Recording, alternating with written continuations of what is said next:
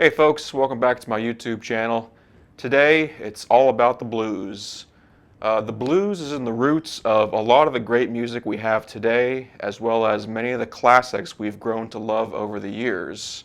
And the blues genre itself has given us so many outstanding musicians throughout history, like guitar players, piano players, singers, as well as one very important tradition, if you will, a particular type of song form called the 12-bar blues. And in the world of jazz, there are a few different variations of the 12-bar blues, and that's what we're going to be focusing on today. So I'm going to take you through each one, do a little analysis, talk about a few improv ideas, some chord options, how to handle each progression, and it's going to be a lot of fun. So let's get started. So first up, we have the standard 12-bar blues, and it is the simplest blues form. It only uses 3 chords, the 1, the 4, and the 5. And right here, I have a 12-bar blues in the key of B flat, which is a pretty popular jazz key. So, if we start off right here with the first bar, we have B flat 7, that is the 1-7. Move to E flat 7, that's the 4-7. These are all dominant 7th chords. Going back to 1 here for 2 bars.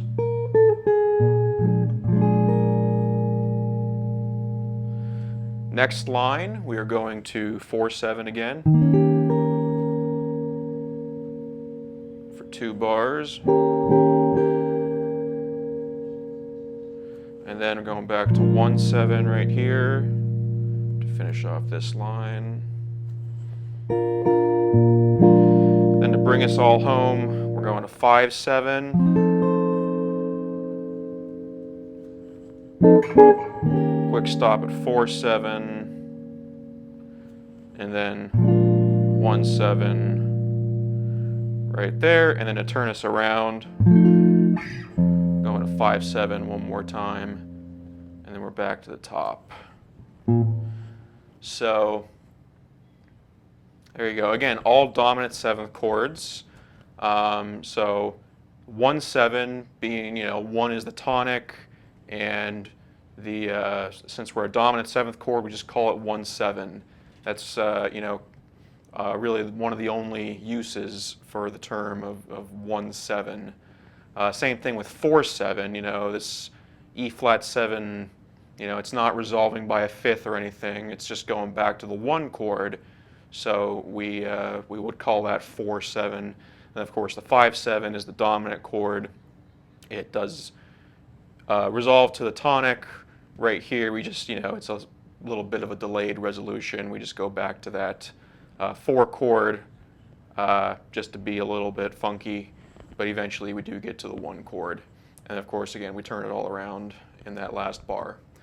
Now, there are a couple of variations you might see with this progression.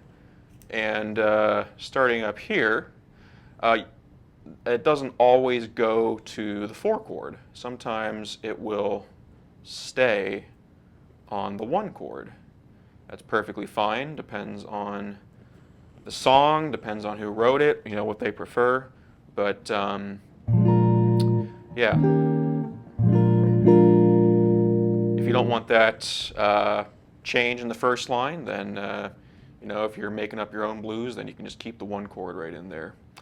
Perfectly okay. Another variation you might see is down here.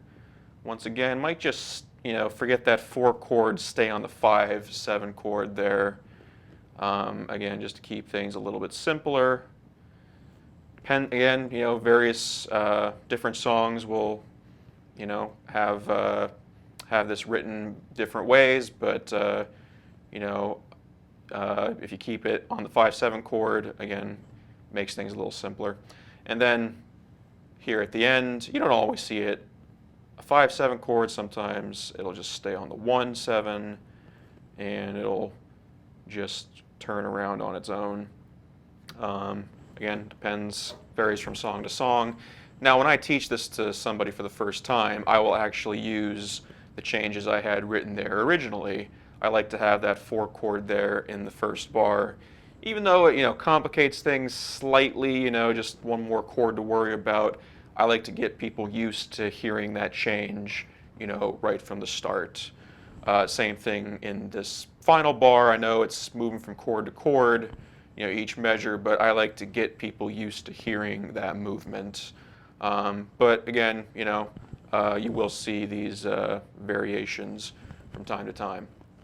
Now, this progression can be played really with any style of music. In fact, it's a great thing to jam on with your band, especially if you're not sure what to play. You can just say, "Hey, let's do a blues," and again, different styles, different approaches to comping. You could easily do like a little shuffle.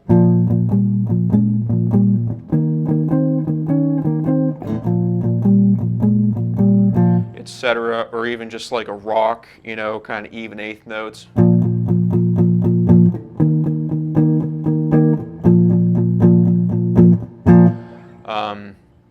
Or maybe something funky, let's see here.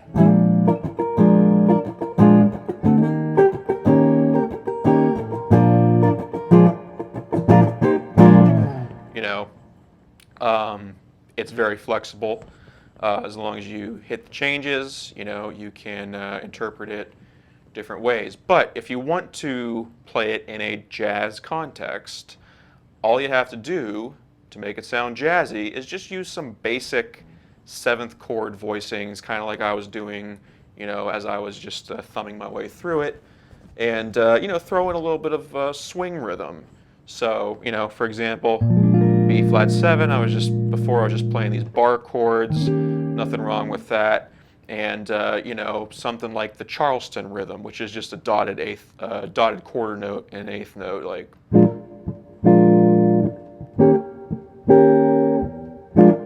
Or some variations.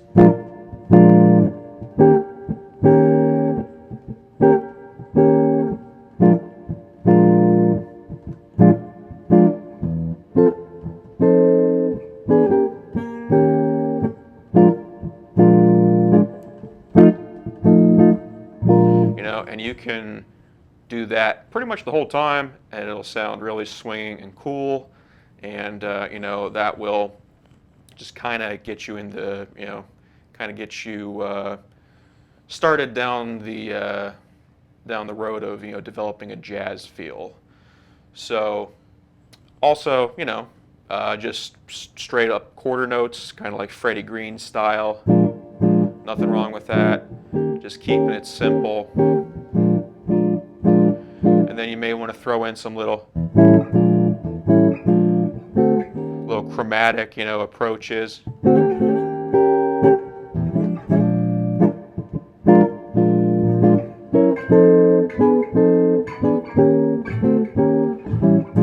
That can take you pretty far. A couple notable examples of this standard 12-bar blues progression are Freddie Freeloader by Miles Davis and Blue Monk by Thelonious Monk. Those are just two of my favorites. They're both in B flat, and they use this 1-4-5 progression. All right, for improv, we're talking good old guitar soloing favorites here, and one place you could start is the minor pentatonic.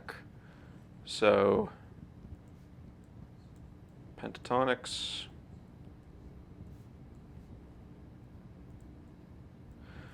Minor, so, you got your tonic. You use that bar chord. You just play the minor pentatonic box, starting on that lowest note. And there you go. That's one of the first soloing devices everybody learns as a guitar player, so perfectly, applicable here. Sounds great over the entire blues form. Along with minor pentatonic, we can also do major. And that would just be 3 frets lower than your minor pentatonic.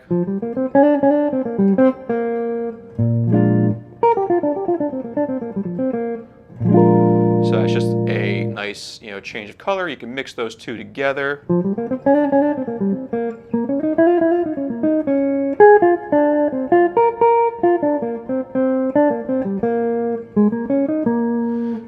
And kind of play around with that.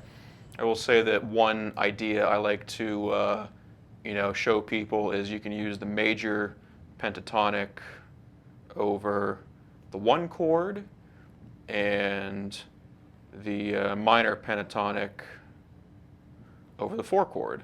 That gives you a nice, change of color. The notes for the major pentatonic work well over the 1 chord. They actually, you got to be a little bit careful when you use it over the 4 chord. There's one note in there that wouldn't quite, it would clash a little bit. But the minor pentatonic works beautifully over that 4 chord, and that's just kind of an introduction into, as they say, hitting the changes. So just, kind of point that out. And it's a pretty easy switch. Again, you're just shifting 3 frets up or down. So if you start,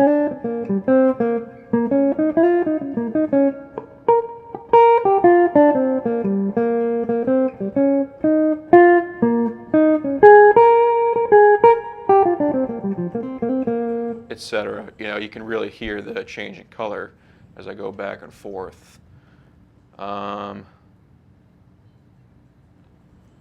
And of course, along with pentatonics, we have the blues scale.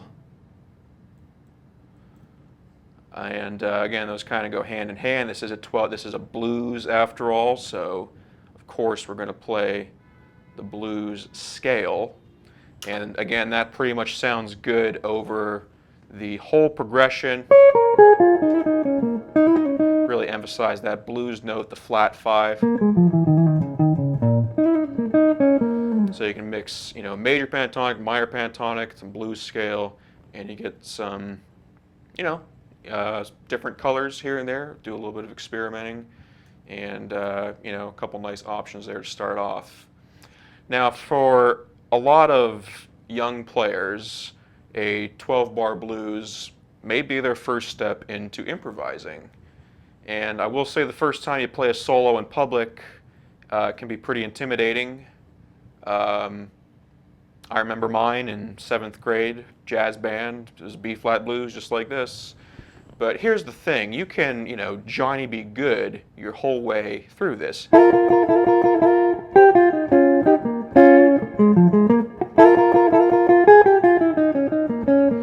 And kind of use all those cliche guitar licks, that we learn from other solos. They're perfectly acceptable here, just to help you get through, this solo. Even in a jazz setting, if you're just starting off, if you just want to, get some notes happening, these twangy, guitar licks, like, Jimi Hendrix, B.B. King, whoever you're listening to, whoever you're playing, they are perfectly acceptable here. So I'll just make a note, cliche guitar licks work very well right here. Now, if you are ready to take your improv a few steps further, start wanting to sound a little jazzier with your soloing, then you might want to start thinking about like chord tones. Actually, hitting the changes. So we have 3 chords here. We have the 1, the 4, and the 5. So if we take that B flat 7 chord, just spell out the notes. So we go B flat, D, F, and A flat. That is the 1, the 3, the 5, and the flat 7. Do that for the other 2 chords. We got E flat, G, B flat, and D flat. 1, 3, 5. Flat 7, these are all the same. Again, they're all dominant chords this time. So it's pretty simple. But, you just want to target these notes as you play through the progression. So when you're on a B flat chord, you might want to say, okay, let me try, aiming for these notes. So think of ways to, bring those out. You might try to say, well, let me try some triads, or let me just pick one of these notes, and play it maybe like the third or the seventh, and I'm going to play the third of each chord, see how that sounds. Maybe try some motivic development, little, mini ideas that you can, transpose from chord to chord and see what happens. And then eventually you're going to have some lines forming. You're going to have some good ideas. So if you can, kind of take that idea of the chord tones, mix in some pentatonics, some motivic developments, you're going to start to sound, a little more jazzy, develop a nice little swing feel. And hopefully the result is something like this. So we'll go like 1, 2, 3, 4.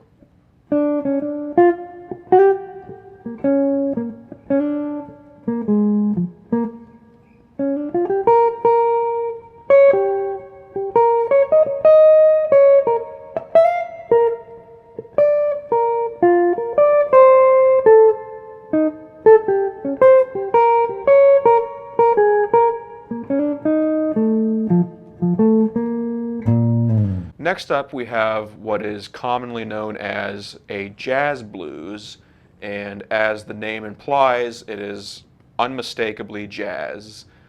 You wouldn't play this with your rock or blues band, but if you're in a jazz ensemble and somebody gives you the old, hey, let's play a blues, this is most likely what they mean.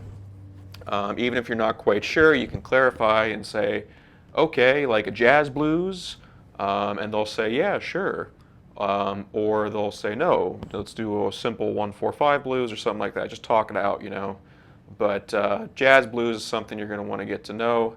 And, a couple examples of tunes with that use the jazz blues form. Tenor Madness, Sonny Rollins, John Coltrane. Now's the Time, Charlie Parker. It's a pretty popular head. And C Jam Blues, Duke Ellington. It's a great, straightforward jazz blues. So this lovely little piece of music has all the key elements of, a jazz progression. Well, it has a couple of the key elements. It starts off with a simple blues. So we got the 1-7, just like before, going to the 4-7. And then back to the 1-7. So again, starting off just like a standard blues. Back to the 4-7 here for 2 bars.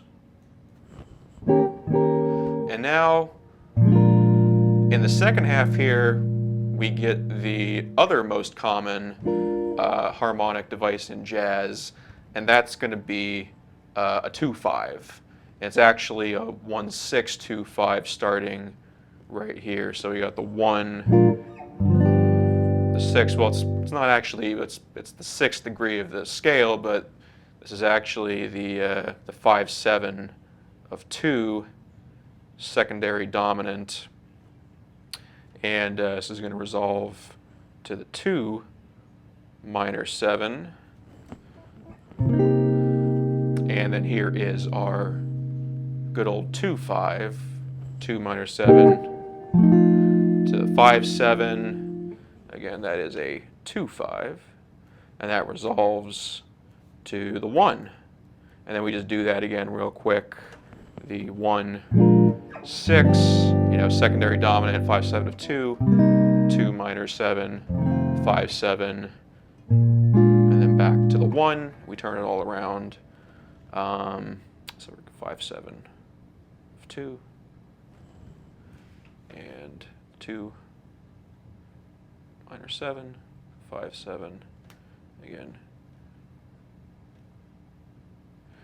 So there you go. It's a slightly more sophisticated version of the blues.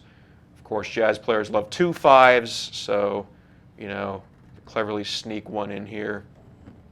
And yeah, this is definitely a progression. You just want, it's essential. You need to know it. And if you don't know any jazz songs, or at least not very many, this is a great thing to work on. Play it with your friends, play it on your own, use it as a warm-up. That's the great thing about the blues. It's kind of just a template for whatever you want to do. You know, try some different concepts out, you know, whether you're just playing chords or soloing. It's just a great, you know, very flexible piece of music. Now, as far as comping goes with this progression, you might want to start to incorporate some drop voicings. So like drop 2s and drop 3s.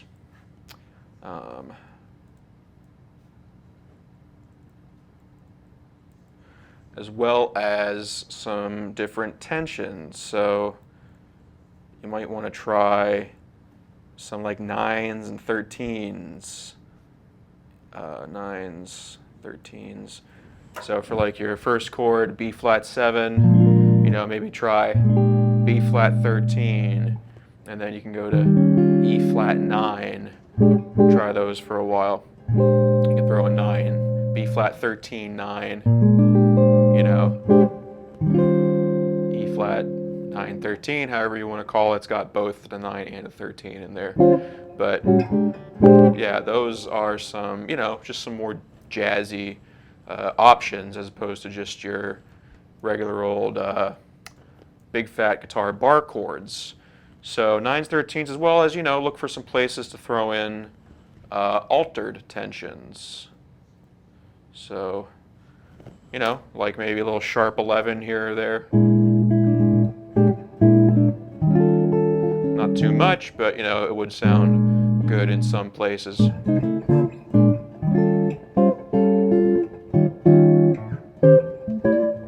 And then, you know, like over these, you know, resolution points, like the 5 of 2, you might want to start throwing in some altered tensions, like, you know, sharp 9, flat 9. Just increase that, you know, expectation of resolution a little bit, especially over the 2, 5, you know.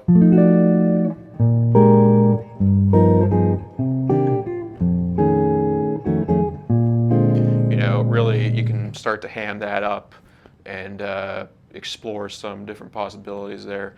I'll talk more about that later when we get into improv. As far as your comping style, you know, kind of like I said before, just keep it simple with some, you know, stock swing rhythms. So like the Charleston and, you know, whatever variations. You know, feel it out. You'll develop some rhythmic habits. And you could also just do Freddie Green quarter notes. Once again, nothing wrong with that.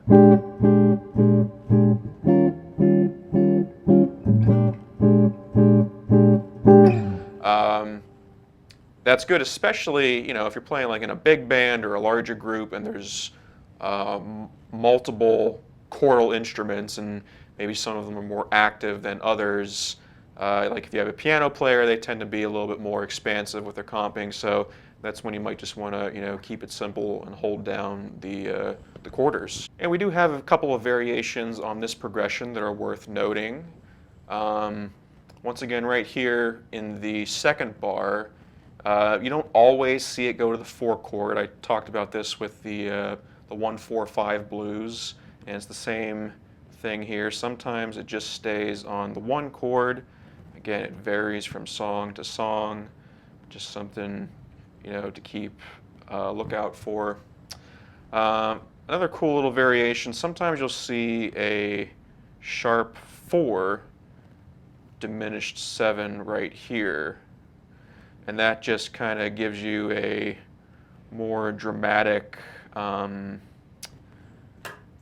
don't know, just a little bit more show tuney, if you will. So if you're on the 1, the 4, the 1, you go to the 4-7 at the start of that second line, and then sharp 4, diminished 7, going back to that 1 chord. So just kind of, you know, gives you that increase, slight increase of tension, and kind of makes it a little bit more dramatic. So the sharp 4 diminished 7th is a good one to know. And then let's see, right here in the this is the 2/5. Occasionally you'll see this written.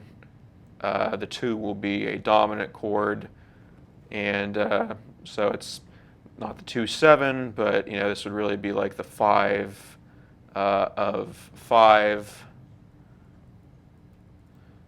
which would resolve to the 5 in the next bar. Again, it depends on the song,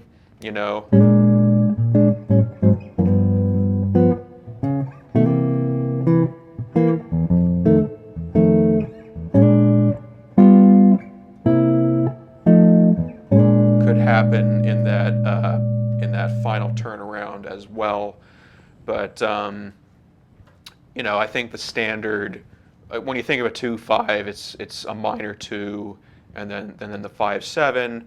But every now and then you'll see the 2 written as a 5 of 5, and occasionally in a blues you'll see it written that way.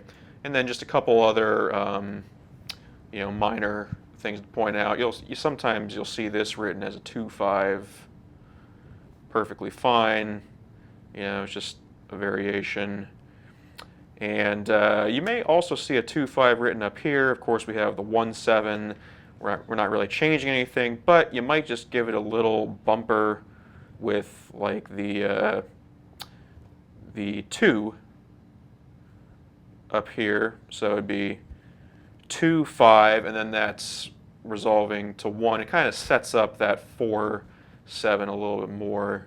So every now and then you'll see that written in there, or you may hear somebody sneak that in, if they're comping for you. So it's just something to listen for. So again, you may see these variations written on paper if you're playing an actual tune, but if you're just jamming, with your band and you're just soloing or whatever, if you want to do any of these, if you want to make any of these changes, that's something that you need to talk about beforehand.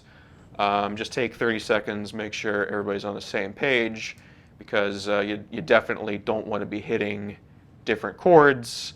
It's just going to sound wrong.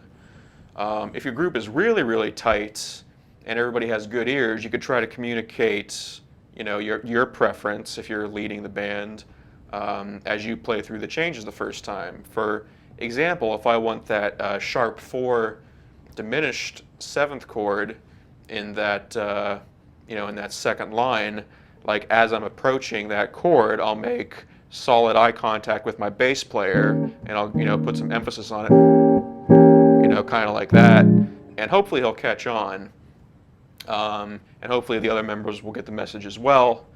But and pick it up after another chorus or two. But once again, you really have to be in tune with everybody you're playing with. I wouldn't just walk into a session with some new people and expect them to do that, to be able to follow you like that. So it never hurts to just have a quick chat about the chords you're going to play. Now, something you can throw in on your own are flat 5 substitutions or sub 5s. So, for example, I can go B flat 7, E7 to E flat 7. That E7 being a flat 5th away or tritone away from B flat. And those two chords, those two dominant 7th chords, share the same 3rd and the 7th, those two notes. So, it works out to be that nice little chromatic slide down, very smooth little move right there, and resolving to that E flat chord. And there's plenty of instances where we can use sub 5s in this progression. So I'm just going to mark those down. B flat 7, E7, E flat 7. So there's one right there. And actually this E flat 7, something you can do, you take the flat 5 substitution, it's A7, and that's, you can actually kind of bump that up to to B flat 7. That sounds kind of cool. So we'll just say A7 right there. So once again, you know, kind of, again, has that pushing up effect. So we got A7 right there. Right here, actually, I like to throw in a little B7. That's just a quick little shift up. And then it's going to go back down. That's kind of a, you know, you can think of it as just a chromatic shift up. You can think of it as just a quick tonicization of that B flat 7 chord. You know, B7 is the tritone sub of F, which is the 5/7. So I'm just creating a little bit more harmonic motion there. Moving on, this B flat 7 chord, you know, you can take the tritone sub just like before, just like in the first measure, we get E7. It's going down to E flat 7. Then we're going to skip all the way over here. We are not necessarily taking a tritone sub here, but we're just going to add in a little substitution. Say A flat 7. Before that G7, you know, just give it a quick kind of like a walk down. You could also do like A7 before that, so B flat 7, A7, A flat 7 to G7. So you can get as crazy as you want to go right there. Just descending dominant chords. The G7 tritone sub would be D flat 7, which is going to resolve nicely into C minor 7. Now if we're using the, well, if you're using the dominant 7th version, you could take the tritone sub there, get G flat 7.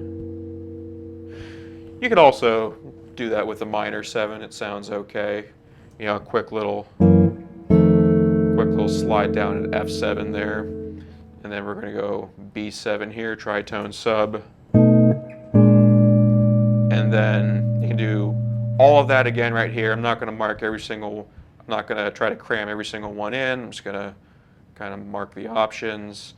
D flat 7, you know, G flat 7, B7. You can kind of pick and choose what you want to do right there. So if you've ever heard a guitarist or a pianist, you know, just doing some wild comping over a 12-bar blues, and you're wondering, where do all those extra chords come from? Well, they're probably drawing from this stuff. So now I'm going to give you like the most sauced up blues I can think of. And I'm just going to go through, you know, the things we talked about and pick and choose and see what happens. So let's do something like a 1, 2, 3, 4.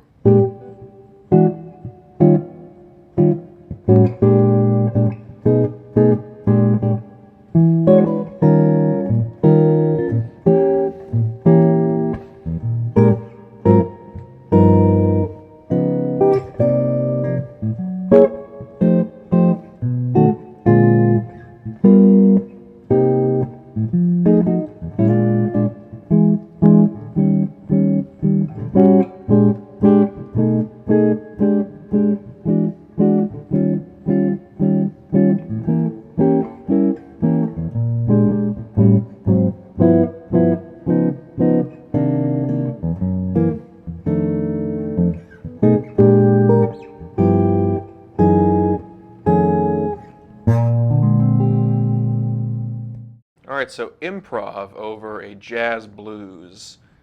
And, you know, this is where you want to start to get away from so much pentatonic and blues stuff. You can still use them, but, you know, just maybe a little more tastefully.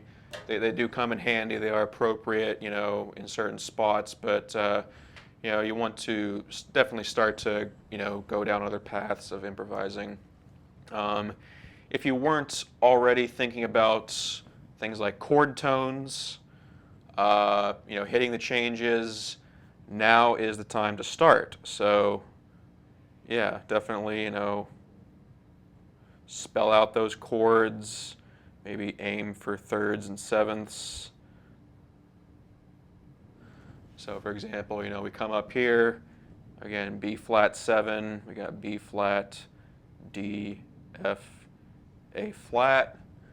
You got the 1, 3, 5, and the flat 7. So those are the tones you want to aim for, and then of course you can go on, spell out more tensions and such. But do that for every chord. So I'm going to save a little space. I'm just going to do the letters. Spell out E flat, G, B flat, D flat, and etc. B flat, D, F, A flat. Those are your target notes for each of these. Each of these measures. Once again here.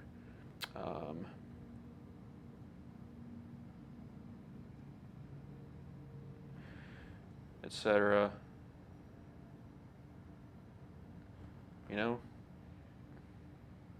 Every single chord. And do this as much as you need to. There's no shame in looking, at where you're going, looking at what notes you're supposed to be playing until you get it. So definitely start hitting those changes. I think you get the idea there.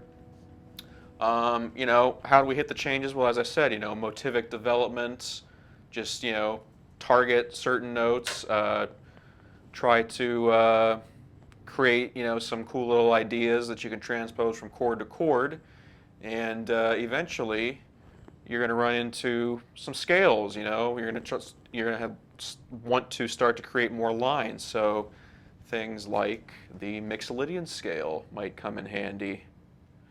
The Mixolydian scale being the Mixolydian mode. That's the one that's derived from the dominant degree of the scale. So since we have so many dominant chords here, very appropriate, it's going to come in handy. Of course, arpeggios, that's pretty much what we're doing here, spelling out each chord. So definitely start to incorporate some arpeggios. Arpeggios.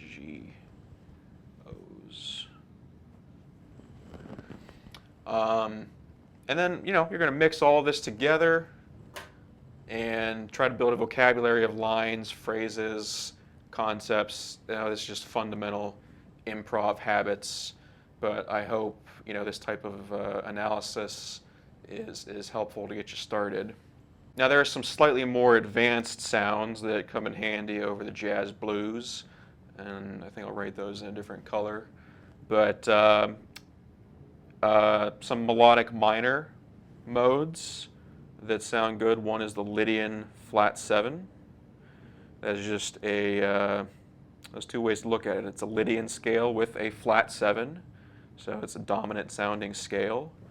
Or you can just think of it as a Mixolydian scale with a sharp 4. But either way, it's a very cool sounding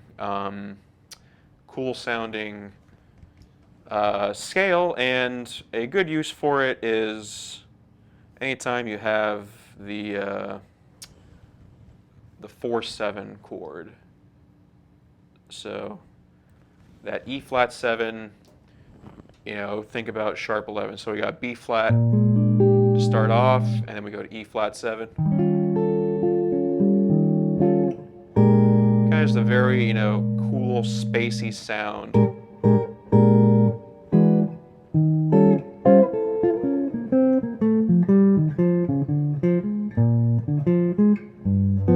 But, it's just something, it's a little different color than your regular old Mixolydian mode. So again, sounds really nice over the 4/7. I'm just going to rate it here. Lydian flat 7. Definitely in the second line, you may not want to go right to it in that first line, just to keep it in your pocket until that second line. Make it a little bit more effective when you do decide to use it. You don't want to overuse it. And another melodic minor, another popular one is the altered dominant. The altered dominant scale being the one with its dominant scale with every altered tension you can have. So at all these resolution points, as I mentioned earlier, with some comping, you can throw in like an altered dominant idea to just increase the expectation of the resolution. So again, for example, we have a 2/5 here. We want that 5 to resolve to the 1 chord. So you might want to, make that like an altered sound, which something like that.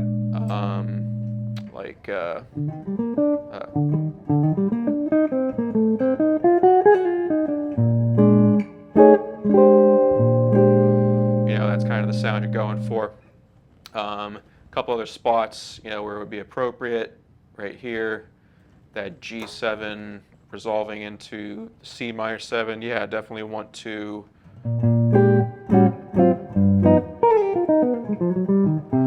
definitely want to give it some tension there. So altered dominant scale sounds great. And then, maybe up here, you can really beef up the resolution to that 4 chord, especially if you're playing the first bar or the first line. Keep it simple, and then in that last line, throw in that altered sound, to really change the color and to set the tone for that 4 chord. Just a really, really great way to to add some more dramatic movements in your harmony. So don't be afraid to throw in some altered dominant, as well as another option for resolution or for cadences is the diminished scale. And again, these are just over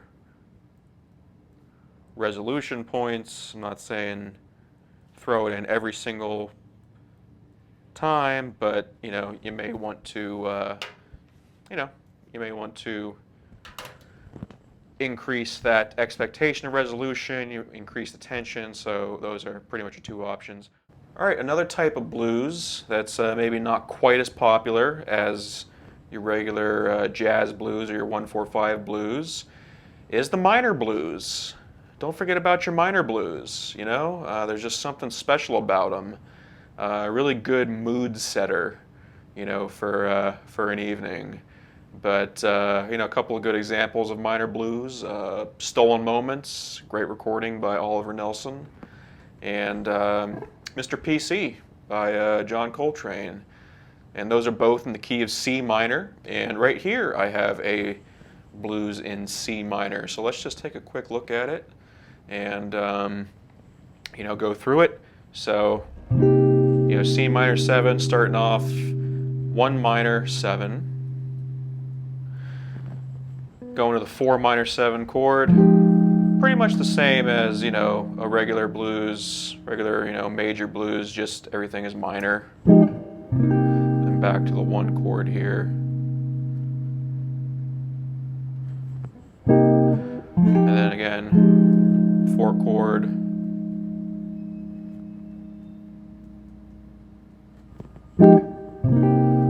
then the 1 chord.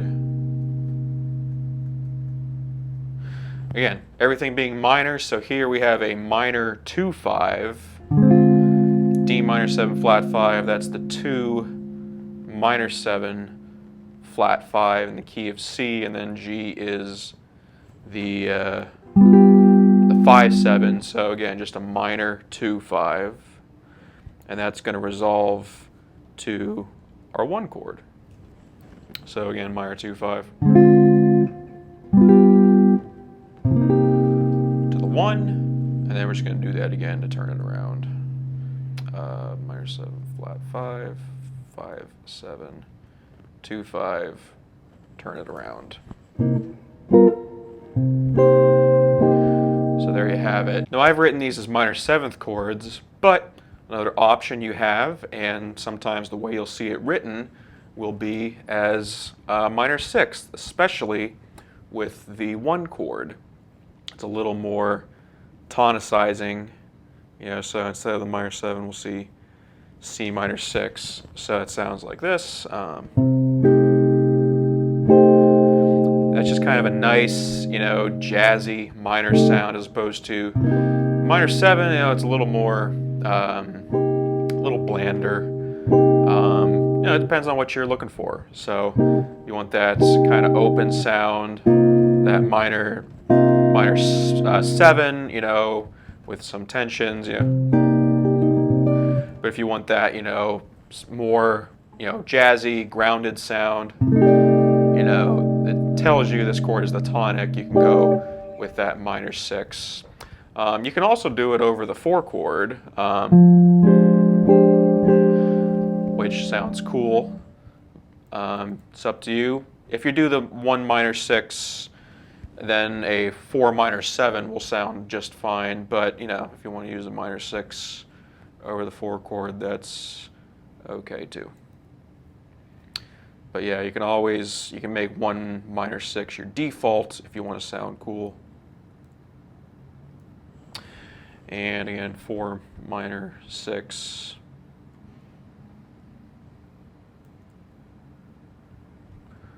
Minor 6, oops, C minor 6, 1 minor 6, etc. Now another substitution that's pretty common actually will happen here in this 2-5, and you know, sometimes you'll see it written as the 2-5. I started off that way just to be clear, but a lot of times you'll see this substitution made, the flat 5 sub of D, that's A flat 7. So again, tritone substitution, dominant chord, and that's the sub 5 of 5. You know, sub 5/7 of 5. That's resolving down a half step to your G7 chord. So regular 2-5.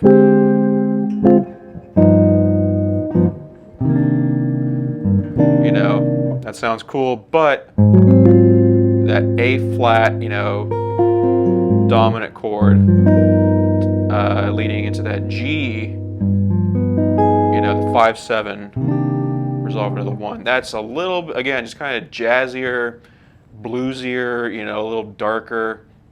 So just a different, you know, slightly different color. But again, a lot of minor blues will opt for that substitution, so it's a good one to know. And you know, if they're going to do that, they may very well precede it with something like this up here. They may go A7, which would be like, well, you could use it with the D minor 7 flat 5 2. It would be the 5 of 2, 5/7 of 2. That's not quite as common, but it's nice to throw in if you want to make the change yourself. You know, so you go C minor, let's do C minor 6 to A7, you know, throw on some tensions to that A flat 7, to the G7 heavily altered, to that resolver to the 1 chord. So yeah, those are just a couple of choices you have there. And then one more pretty big you know, substitution that a lot of comping instruments will include, a lot of soloists will outline this change, you know, when they're improvising, is right up here.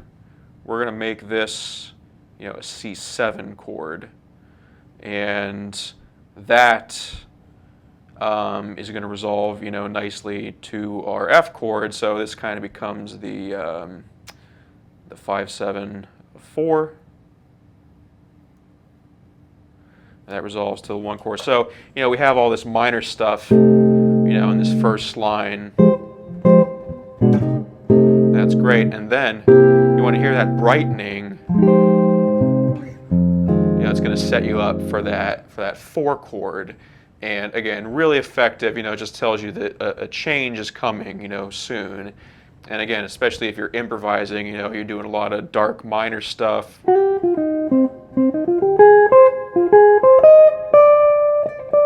And then, you know, you can hit that, you know, cadence in your improvising.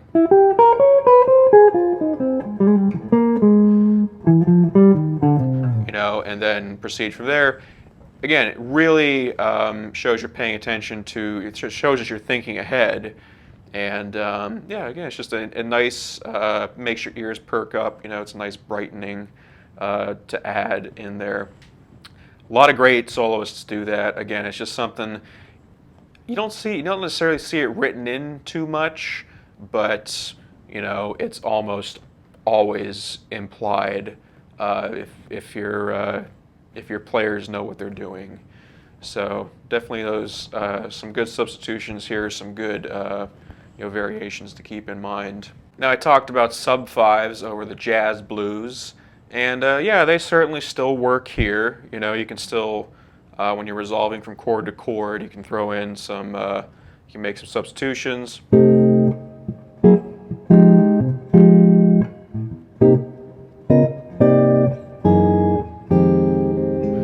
They sound great, but I will say you you might not want to overdo it with the sub-5s here. You don't want to go too crazy, or else you might lose the integrity of the minor blues.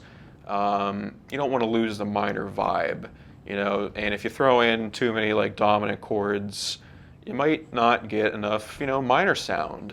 So that's just my opinion. You know, you can do whatever you think is appropriate, but again, my stance is sub-5s do work, they sound good, but you might just want to be a little bit more selective and let the minor chords speak for themselves. All right, improv. So we are back to our good old minor pentatonic. Yeah, it's a good place to start. And of course, your blues scale.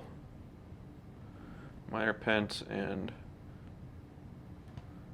blues scale.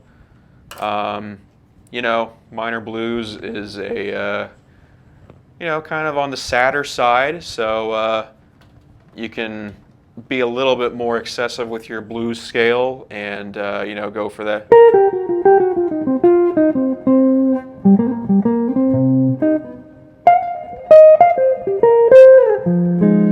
Go for that, you know, more emotional sound. And of course, minor pentatonic. Of course, that's going to sound great now. You know, you can use C minor pentatonic, which sounds pretty good over over this whole thing. But you know, when you switch to that F chord, you might want to highlight that change by going to F minor pentatonic. You know, so C minor pentatonic, F minor, C minor pentatonic, F minor, etc. You know? So yeah, easy way to hit the changes. You know, just do the pentatonic of the root of the chord. Easy to remember. So pentatonics work very well over minor blues, but you do have some scale choices as well. So you know, you might be thinking of Dorian. Just the second major mode, you know, works quite well. You know, it's kind of like a funkier sound.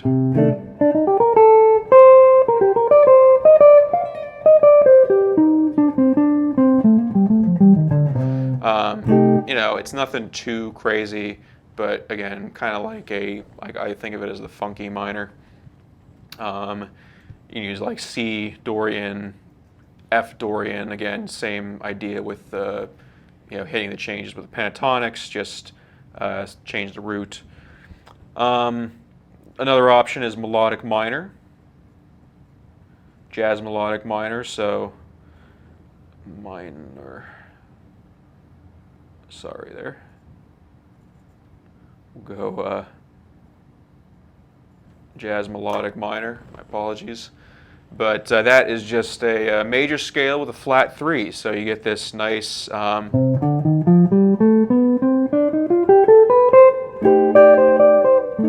that nice major 7th in there, the 6th, you know, and that really, you know, kind of grounds your tonic, especially.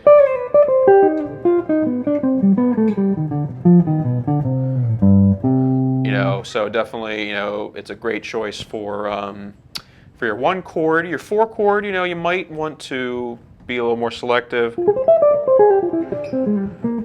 It certainly works well. It might, well, it depends on your taste. It's getting a little bit farther out, but you could use it over the 4 chord if you'd like.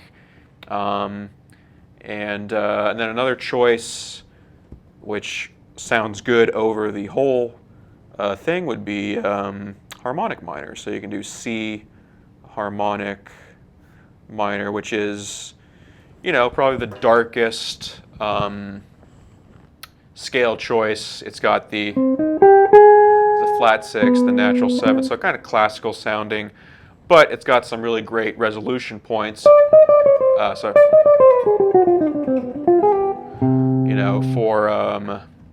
For this.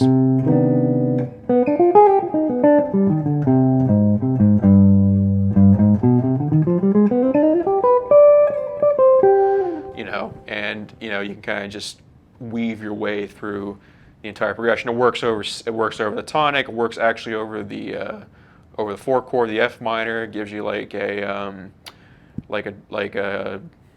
Dorian, sharp 4 sound. So very cool.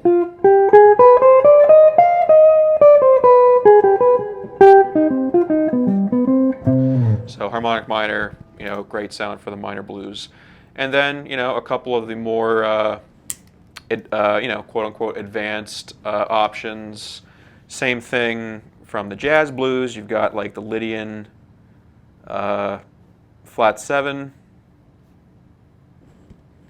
And this one is, in this case, we're doing it over the A flat 7 chord.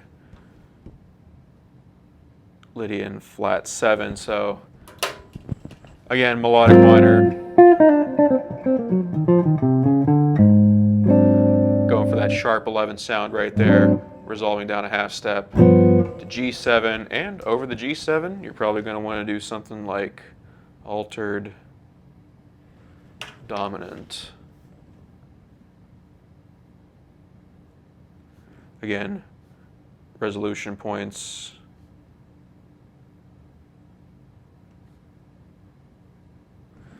So we're talking about right here, turn it around up here, give you a nice clear resolution into your 4 chord. So again, you're playing that first line, minor,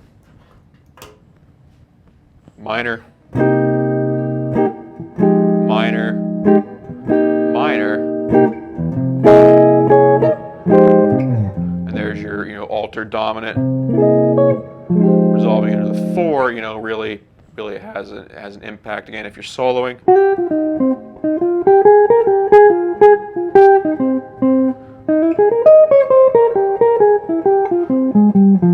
If you can outline that change, make that altered dominant implication, sounds very cool. And then again, of course, over the 5/7, so we're talking about things like sharp 9, flat 13, of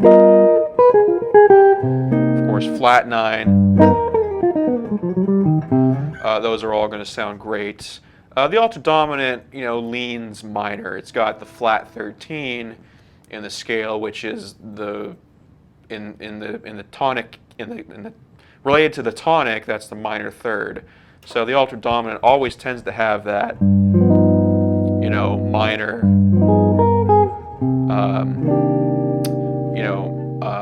minor inclination. You could certainly use it over major. You could resolve it like, but it's going to sound a little bit more kind of like in or appropriate over in a minor setting. So great place for a minor blues here. Again, mix this all together, come up with some lines, some ideas, arpeggios, hit the chord tones, all the good improv practices we already talked about, and have some fun over a minor blues. The final type of blues we're going to talk about is a Charlie Parker blues. And Charlie Parker wrote a bunch of 12-bar blues tunes, but One in particular called Blues for Alice is really just reharmonized bebop style to the max. So I figured it'd be a good one to look at. And if your friends are really into bebop, they might want to play Blues for Alice, or they might say, how about a Charlie Parker blues, in which case they mean something like this, usually in the key of F with, some or all of these reharmonizations. So it's a good chord progression to know, good thing to practice, and, we're going to have some fun looking at it here. So, we start off first chord, F major 7, so, already it's clearly not a typical blues structure. We're expecting like a dominant 7th chord, but here we're really just kind of, starting off as a bebop song, which you'll see where it goes here in a second. So we get a one major 7 chord, that's the tonic, and then we're off to the races with all these 2 5s. The E minor 7 is not really anything in the key of F. It's not diatonic, but the A7, this would be the 5 of 6. And that is indeed where it goes. So this is just a 2-5. The E, the 7th degree of the scale will give you a minor 7 flat 5, but the melody he wrote dictates E minor 7. So we'll just, note that that's a 2-5, but this chord just doesn't function in the key of F. It's just, paired up with that A chord there, A7, which is going to resolve to the 6 minor 7. So we have the 6 minor 7, and then, we get another 2-5 here. Now we have the 5 of 5, 5, 7 of 5. That's, again, a 2-5. This wants to go to a C7 chord. The 5 would be the dominant, so we're expecting a C7 chord. We don't get that. Instead, we get a C minor chord here, and another 2-5, and then we get this F7, and that would be the 5 of 4, so 5, 7 of 4. And this you could call, 5 minor. That would be like modal interchange, but really, it's just the 2 paired up with this 5 here, so it doesn't really matter too much. And we'll say this resolves because it does go to the 4-7 right here. That's enough of a resolution. Since we are doing the blues here, it's okay to be dominant. So we'll stop there for a second. So yeah, all those chords, F major 7, E minor 7, A7, D minor 7, G7, C minor 7, F7, to B flat 7. So we literally hit every single scaled degree we could, in the first line here. We have, F, there's this, the 1, the 7, the 3, the 6, the 2, here's the 5, and here's the 1 again, and we go to the 4. So we've got all the scale degrees covered already. What more can we do? Well, we're going to find out. So we're on the 4-7, and then from there we go to the 4 minor 7. Whoops, wrong pen here. 4 minor 7, and then we're going to get the flat 7, 7. That's a 2-5 right there. Very nice sound. E flat 7. Now that would really want to go back up to the F major 7 chord, but instead we're starting a string of 2-5s, which is pulling us closer to, our final cadence here. So this flat 7-7, whoops, flat 7-7. Again, just starting that string of 2-5s. Here's your 3 minor 7. This would be the 5 of 2, but we don't really get that. Another 2-5. And then we have flat 3 minor 7, modal interchange. And we have flat 6, 7. I think that's, you know, the easiest way to think of those. You could say this is like, you know, sub 5 of 5, but I don't think it's really pulling your ear that way. So anyway, we get these 3 2-5s in a row, leading us to our final 2-5 with the 2 minor 7 and the 5-7, which is doing exactly as we expect. It's going to resolve to the 1 chord. And then we're just going to turn it around with the, you know, 1 6 2 5 here. So we're going to go, this is the 5 of 2, 2 minor 7, 5 7. That's resolving. That's going to resolve 2 5. So there you have it. Now you could look at this. You could look at this, you know, pattern a few different ways. You could say, well, these dominant chords are really resolving into one another. The 2s are kind of just, you know, not very important. So you get, you know, just chromatic descending dominant chords until we finally resolve. That's fine. You could also, again, just look at it as a kind of a jazz move, you know, moving the whole progression chromatically down just to sound cool, you know.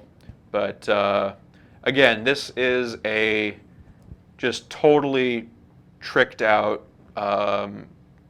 you know, take on a 12-bar blues, and you know that's the way bebop is. It's supposed to be, you know, excessive, showy, you know, and difficult, and certainly, you know, this progression is all of those things, and yeah. So again, just kind of just thumbing our way through it, you know.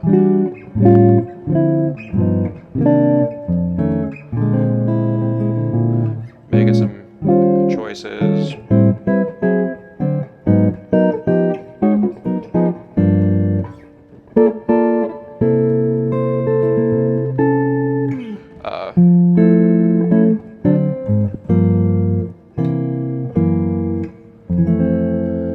You know, a lot of chords, a lot of fun. Now a few substitutions or a few, you know, things you just might want to pay attention to. Right off the bat, the written chord is an F major 7, but you know the melody does start on a tonic, so that major 7 might not sound great. Another option you have is the 6. Now, if you're comping for solos, the major 7, you know, would probably be okay, but you know, to start off the song, if you're playing the head, you might want to choose a 6 chord there. There's not too much you have to do to this song. I mean, you're not going to see really any variations, but a couple of things I like to do is, you know, the 2-5s are great, but you know, I like to break it up a little bit every now and then. I will do a flat 5 substitution here because I like the sound of, I don't know, I like the sound of hitting that, you know, relative minor and then kind of just sinking down into this 2-5. So again, we have the, you know, the 1 relative minor. There's the flat 5 substitution, and here's a 2-5 into the 4 chord. I just like that sound, you know. So that'd be like the sub 5 of 5. So that's another thing. You could also continue that pattern, you know, here. You could do like a B7, you know, which would be the sub 5 of 4. And, you know, it's up to you, just some options. And yeah, the rest of it, you know, it speaks for itself. You just gotta get those chords under your fingers and, you know, enjoy it. Now, as far as improvising goes, again, Godspeed. You know, you gotta hit these changes, or at least do something convincingly bebop. Unfortunately, you can't get away with guitar-friendly pentatonic, you know, and little cliche licks the whole time. The progression, you know, is something you just need to spend some time shedding you know, and give it some good practice, you know, apply all of your improv concepts and, you know, develop the habits I was talking about before. And, you know, just get some licks under your fingers, you know, do what you can and have a good time. And, you know, eventually you'll, you know, be familiar enough with the changes, you'll be able to get inside them and do some cool things. And it is a lot of fun, so let's see.